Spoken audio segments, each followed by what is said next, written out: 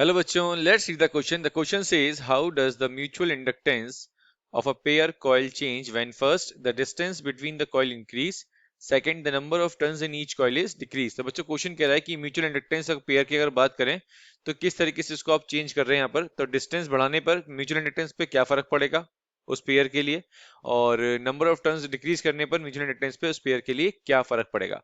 तो इस क्वेश्चन को सॉल्व करने के लिए बच्चों अगर हम बात करें की कंसेप्ट की, तो इस क्वेश्चन को सॉल्व करने के लिए आपका की कंसेप्ट होना चाहिए बच्चों, आपको म्यूचुअल इंडक्टेंस का फॉर्मूला क्लियर होना चाहिए। Mutual inductance of two long coaxial का फॉर्मूला क्लियर होना चाहिए। ठीक है, ये अभी मैं एक को एक्सियल का केस ले रहा हूँ। ठीक है, आपको डिफरेंट डिफरेंट केस भी समझा दूंगा अभी मैं आपको। Mu naught N1 N2 A/L, ये एक जनरल फॉर्मूला होता है बच्चों।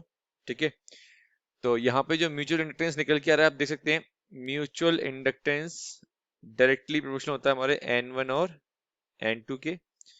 म्यूचुअल इंडक्टेंस इनवर्सली प्रोपोर्शनल होता है बच्चों L के। म्यूचुअल इंडक्टेंस डायरेक्टली प्रोपोर्शनल होता है बच्चों एरिया के। ठीक है, ये कोएक्सियल मतलब क्या होता है? कोएक्सियल मतलब होता है बच्चों, सपोज करो ये आपकी एक कॉइल है। ठीक है, और एक और कॉइल आपने इसके ऊपर वाउंड कर दी इस तरीके से। ठीक है, ये आपने एक और कॉइल वाउंड कर दी इस पे, तो उसको क्या बोलेंगे, दोनों की एक्सिस क्या होंगी, सेम होगी, तो उसके लिए हम क्या बोल रहे हैं यहाँ पर, coaxial.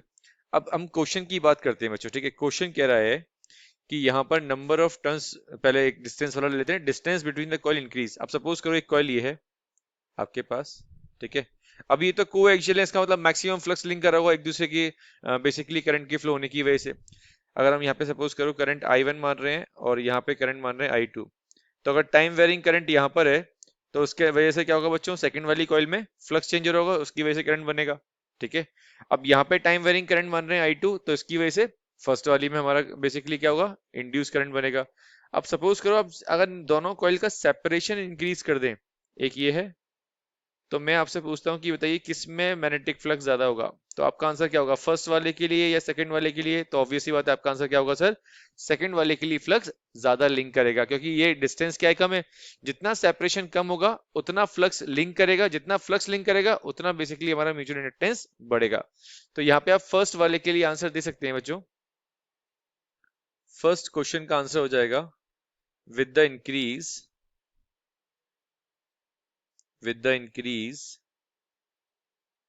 in the distance between the coils,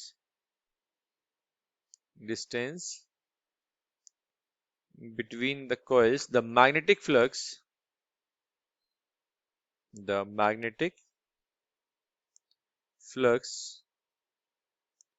marked with the stationary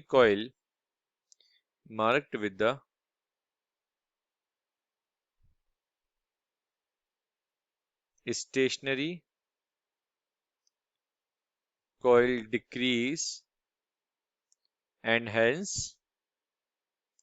आप कह सकते हैं बच्चों जो M है हमारा, जो कि म्यूचुअल इंडक्टेंस है, वो भी क्या होगा, डिक्रीज। क्लियर? ओके, अब सेकंड पार्ट देखते हैं बच्चों उसका। तो सेकंड पार्ट तो बहुत इजी है, मैं बता चुका हूँ आपको। यहाँ पर नंबर ऑफ टर्न्स क्या कर रहे हैं बच्चों, आप एक बार देख लेते हैं। नंबर ऑफ टर्न्स क्या कर रहे हैं, डिक्रीज कर रहे हैं। ठीक है, तो अभी मैंने बताया मैग्नेटिक फ्लक्स जो है, सॉरी मैग्नेटिक म्यूचुअल इंडक्टेंस जो है वो किस पर डिपेंड कर रहा है, number of turns per, N1 N2 पर। ठीक है, डायरेक्टली प्रोपोर्शनल है, ये बढ़ाएंगे तो ये बढ़ेगा, ये कम, अगर N1 N2 डिक्रीज होगा तो M भी डिक्रीज होगा। तो आप लिख सकते हैं, if with the decrease with with the decrease in the number of turns with the decrease in the number of turns, mutual inductance decreases. Clear? I hope you understood well. Best of luck बच्चों.